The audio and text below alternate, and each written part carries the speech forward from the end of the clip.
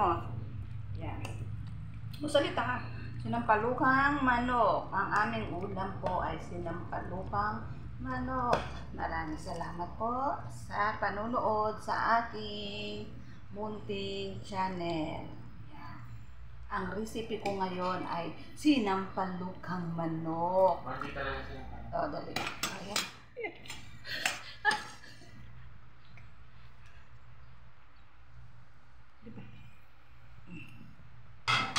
Sige, 2 minutes.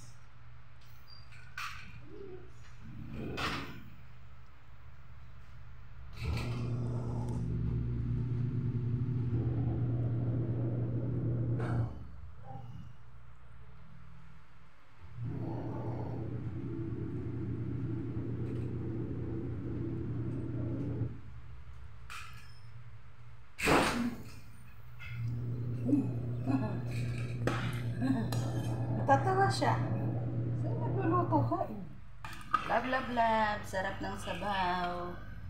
Sabaw pa lang, ulam na. Ayan. May asin-asin. Puro hita po yan ng manok.